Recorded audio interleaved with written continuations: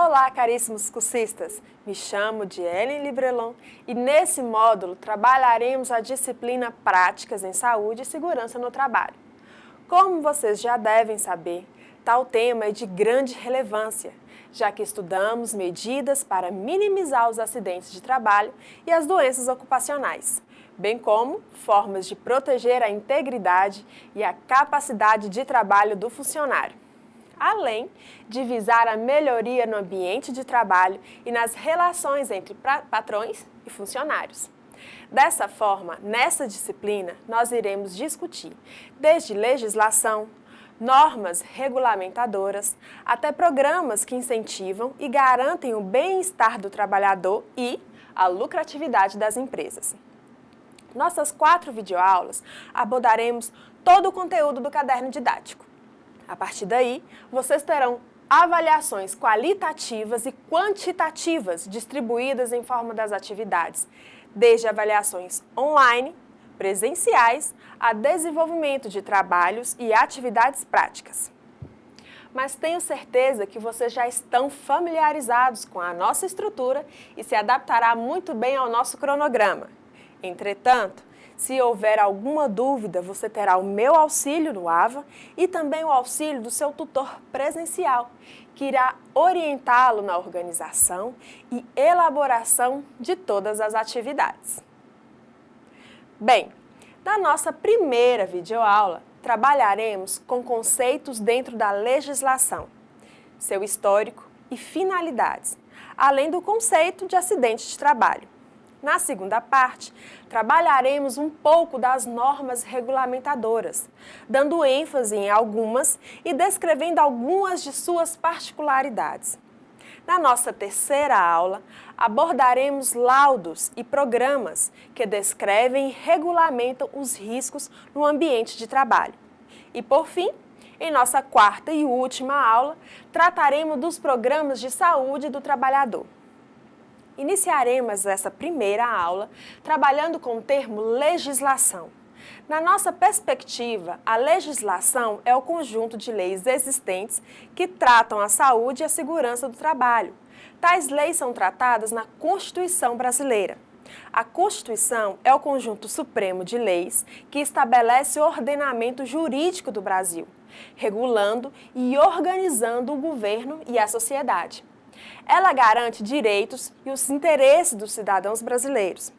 A Constituição Federal, em seu capítulo 2 dos Direitos Sociais, artigo 6º e 7º, incisos 22, 23, 28 e 33, dispõe especificamente sobre segurança e saúde dos trabalhadores.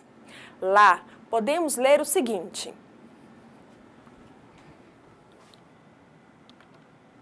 odiernamente, em nosso ordenamento jurídico, a segurança, higiene e medicina do trabalho foi alçada à matéria de direito constitucional, sendo direito indisponível dos trabalhadores, ou melhor, direito público subjetivo dos trabalhadores, exercerem suas funções em ambiente de trabalho seguro e sadio, cabendo ao empregador tomar as medidas necessárias no sentido de reduzir os riscos inerentes ao trabalho por meio de normas de saúde, higiene e segurança, inciso 22 do artigo 7º.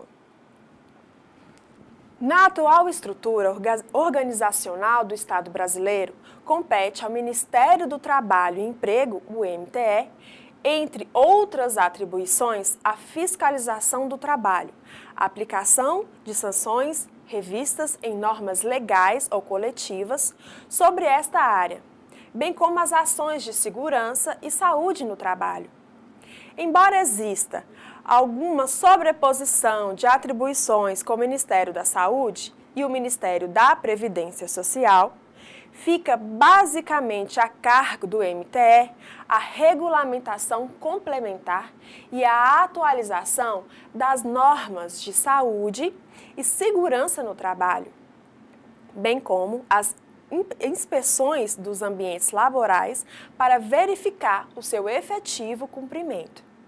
De modo mais específico, o Ministério do Trabalho e Emprego atua sobre as relações de trabalho nas quais há subordinação jurídica entre o trabalhador e o empregador. Vamos ver um pouco do histórico da legislação no âmbito da segurança no Brasil?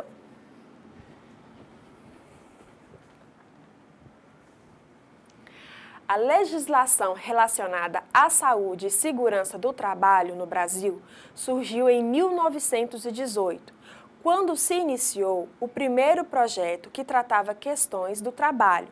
No ano seguinte, em 1919, foi aprovada a primeira lei específica ao amparo dos trabalhadores acidentados e, posteriormente, foram sendo desenvolvidas novas leis e normas.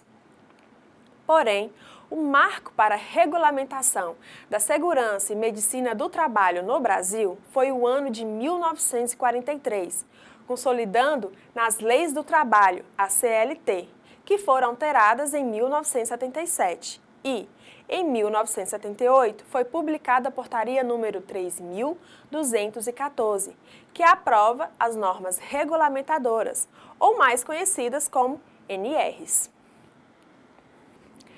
Assim, o Brasil, que na década de 1970 era detentor do título de campeão mundial de acidentes de trabalho, teve garantida, a partir de 1977, a segurança e a medicina do trabalho, por meio do capítulo específico na legislação nacional. Pois não era interessante para o país que as indústrias mantivessem essa situação. Da mesma forma, foi a regulamentação dos artigos que criaram as normas regulamentadoras, as NRs, pelo Ministério de Trabalho e Emprego em 1978. Além desses fatos no âmbito legal, outras ações relacionadas à segurança do ambiente ou no ambiente de trabalho favoreceram as alterações no contexto social, como a promoção da Semana de Saúde do Trabalhador e outros eventos implementados por comissões intersindicais de saúde do trabalhador. Assim, podemos dizer que a legislação tem como finalidade estabelecer o que pode ser feito ou não, através de mecanismos jurídicos, por exemplo, leis e normas, que são seguidas pelas empresas e pelo trabalhador, garantindo direitos e determinando deveres de cada um. Se tratando do decreto número 3.724, ela foi a primeira legislação com o objetivo de assegurar direitos e amparar os trabalhadores brasileiros que sofreram acidente dentro da empresa onde trabalhavam. Foi de suma importância porque, com sua elaboração, houve o começo do desenvolvimento de uma legislação que falasse de temas de segurança do trabalho, como, por exemplo, as obrigações resultantes de acidente do trabalho. Então, o grande objetivo desse Decreto-Lei número 3.724 é regular e fazer cumprir as obrigações previstas quando um trabalhador sofrer um acidente de trabalho. Mas o que é considerado um acidente de trabalho? Vejamos. Conforme dispõe o artigo 19 da Lei nº 8.213, de 91, acidente de trabalho é o que ocorre pelo exercício do trabalho a serviço da empresa ou pelo exercício do trabalho dos segurados, provocando lesão corporal ou perturbação funcional que cause a morte ou a perda ou a redução permanente ou temporária da capacidade para o trabalho. Além disso, integram também, por determinação legal, as doenças profissionais ou ocupacionais no conceito de acidente de trabalho.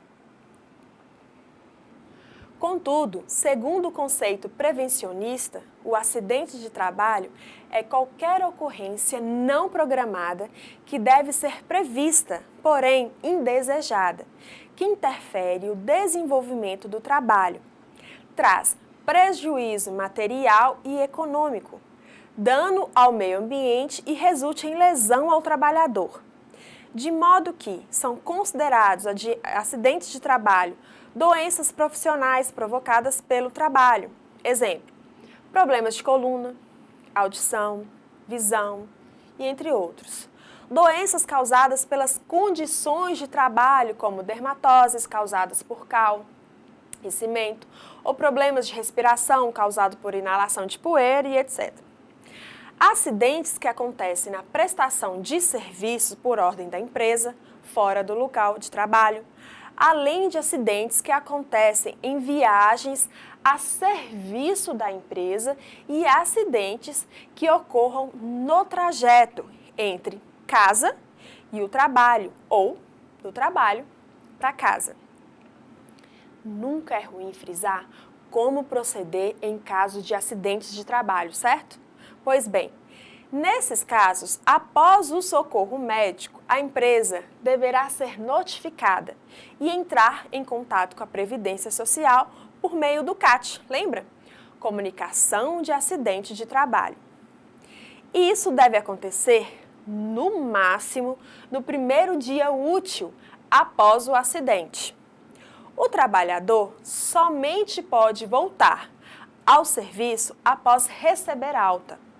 Em caso de lesões leves ou pequenas escoriações.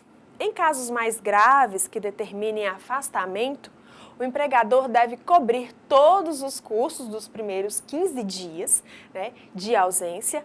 Após esse período, o trabalhador terá suas despesas cobertas pelo INSS, por meio do auxílio-doença, ao qual passa a ter direito se for contribuinte, seja ele registrado rural, doméstico ou autônomo.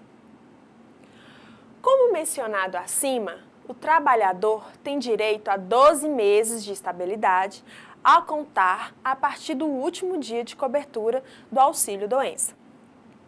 Observe o próximo slide, como deve ser a rotina em casos de acidentes de trabalho.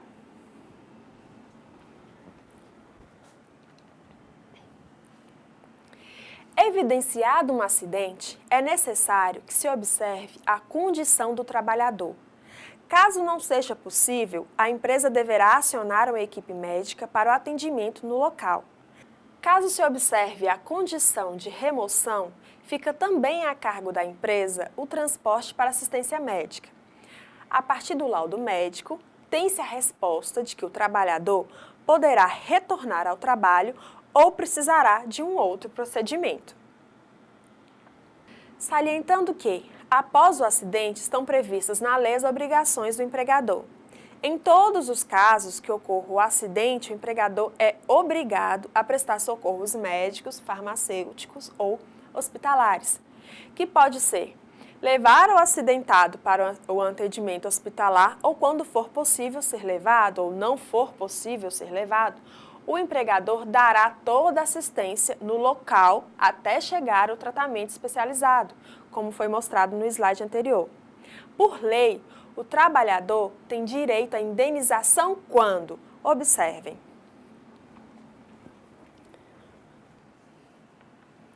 quando houver morte, ou seja, a impossibilidade laboral devido à perda da vida, pela incapacidade total e permanente para o trabalho, que seria a impossibilidade de ser curado para fazer qualquer tipo de serviço, exemplo, paralisia total. A incapacidade total e temporária, quando há impossibilidade do operário exercer qualquer trabalho durante certo tempo, até 1 ano. Exemplo, fratura de ambas as pernas. Também tem direito à indenização acidentes que causam incapacidade parcial e permanente, ou seja, a diminuição da capacidade de trabalhar por toda a vida, exemplo, amputação de uma mão. E, por fim, a incapacidade parcial e temporária, que é a diminuição da capacidade de trabalho durante certo tempo, aqui especificamente até 1 ano, exemplo, fratura em um braço. É sabido, porém, que a prevenção de acidentes não se faz simplesmente com a aplicação de normas, porém, elas indicam o caminho obrigatório e determinam limites mínimos de ação para que se alcance, na plenitude, os recursos existentes na legislação. Além de cumprir a legislação vigente, as empresas devem buscar a melhoria contínua com os empregados, interagindo com suas chefias mediatas e imediatas, atribuindo as responsabilidades de direito, multiplicando os agentes de fiscalização na identificação dos riscos, zelando pela integridade física dos trabalhadores. Ademais, outro aspecto bastante sagaz é aquele em que o próprio empregado pode identificar risco e apresentar a solução. Realmente é sabido que, quando vivenciamos um trabalho no nosso dia a dia, temos condição de aprimorá-lo, de torná-lo seguro e mais produtivo. Todos os procedimentos quanto à prevenção e conduta diante de um acidente de trabalho estão descritos na Consolidação das Leis de Trabalho, conhecida popularmente como CLT. Ela é a principal legislação brasileira que ordena as relações e os direitos trabalhistas, estabelecendo o que deve ser feito. Seu principal objetivo, então, é a regulamentação das relações individuais e coletivas do trabalho. A CLT é o resultado de 13 anos de trabalho para criar uma legislação trabalhista que atendesse à necessidade de proteção do trabalhador, dentro de um contexto de Estado regulamentador. A CLT regulamenta as relações trabalhistas tanto do trabalho urbano quanto do trabalho rural. Desde a sua publicação, já sofreu várias alterações, visando adaptar o texto às nuances da modernidade. Apesar disso, ela continua sendo o principal instrumento para regulamentar as relações de trabalho e proteger os trabalhadores. Dentre seus principais assuntos estão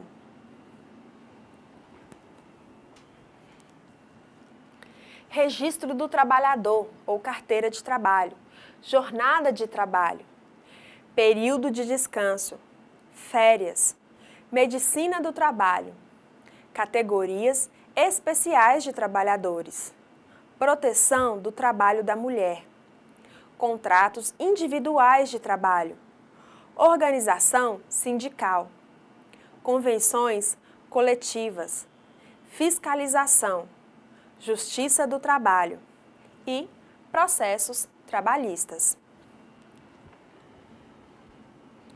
Para vocês, como técnicos em segurança do trabalho, se torna imprescindível conhecer o capítulo da CLT que fala sobre segurança e medicina do trabalho. Foi o Decreto-Lei número 6.514 que alterou o capítulo 5 do título 2 da CLT, artigo 154 até o 200, intitulado da Segurança e da Medicina do Trabalho. Ela trouxe um conjunto de exigências em relação ao assunto, além de outras diretrizes.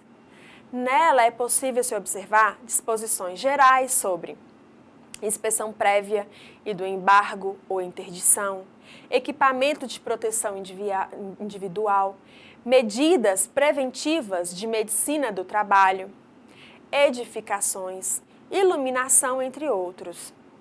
Todas essas diretrizes levaram à criação das normas regulamentadoras. Existe também uma portaria que auxilia a regulamentação da segurança no trabalho, a Portaria 3.214.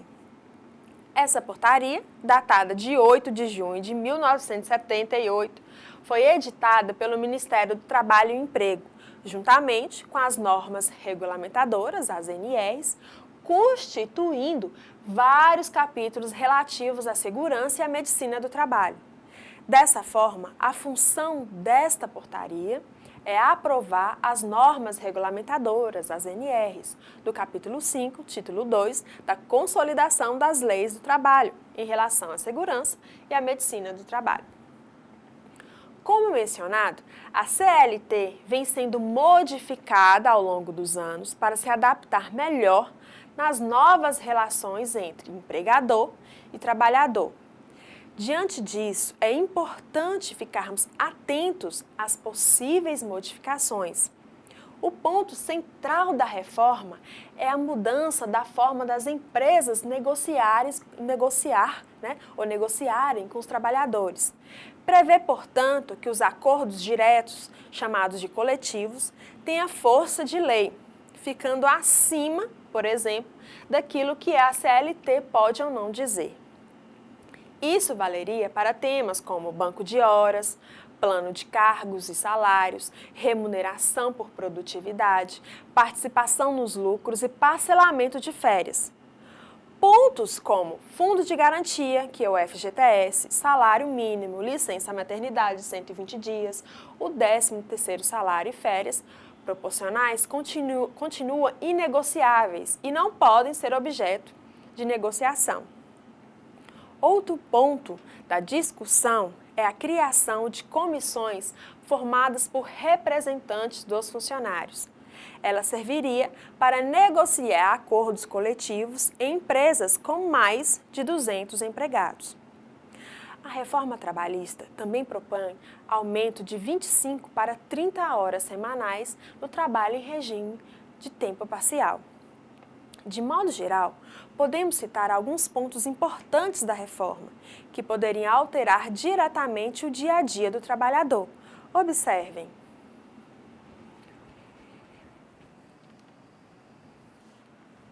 Quanto à demissão, o projeto inclui a previsão de demissão em comum acordo. A alteração permite que o trabalhador e a empresa, em decisão consensual, possam encerrar um contrato de trabalho. Neste caso, o empregador será obrigado a pagar metade do aviso prévio e, no caso de indenização, o valor será calculado sobre o saldo do FGTS. O trabalhador poderá movimentar 80% do FGTS depositado e não terá direito ao seguro-desemprego. Já para o home office, o projeto também regulamenta o teletrabalho, ou chamado home office. O contrato deverá especificar quais atividades o empregado poderá fazer dentro do tipo de home office combinado. Empresa e trabalhador poderão acertar a mudança de trabalho presencial na empresa para casa. Também passam a ser acordados o uso de equipamentos e gastos com energia. E também as ações trabalhistas. O trabalhador que entra com a ação contra a empresa fica responsabilizado por arcar com as custas do processo caso perca a ação. Meus caros cursistas, muitos autores discutem essa reforma e salientam que, se por um lado ela pode solucionar antigos conflitos na área e garantir segurança jurídica a empregadores e empregados, ela também pode oferecer grande perigo à classe trabalhadora, ameaçada de ter parte dos seus direitos extintos. Enfim, é de grande relevância que vocês fiquem por dentro de todas as perspectivas de mudança na área que vocês irão trabalhar. Não esquecendo, contudo, de observar também todas as normas e regulamentos que norteiam a segurança no trabalho, que ao longo do tempo também vem sendo modificada e adaptada às novas realidades. Porém, esse será o assunto da nossa próxima aula. Ficamos por aqui. Espero que tenham gostado da nossa conversa. Participem dos nossos fóruns e atividades. E em caso de dúvidas, é só avisar. Espero vocês no AVA e até a próxima aula.